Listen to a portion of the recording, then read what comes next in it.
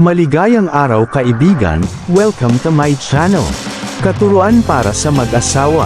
Unang Pedro 3 verse 1-7. Kayo namang mga babae, pasakop kayo sa inyong asawa.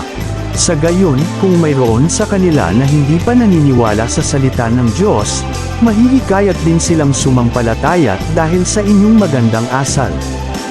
Kahit hindi na kayo magpaliwanag pa sa kanila, sapat nang makita nila ang inyong makadiyos at malinis na pamumuhay.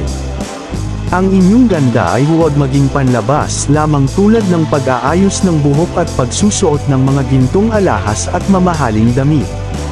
Sa halip, pagyamanin ninyo ang kagandahang nakatago sa puso, ang kagandahang walang kupas na likha ng maamo at mapayapang diwa, na lubhang mahalaga sa paningin ng Diyos.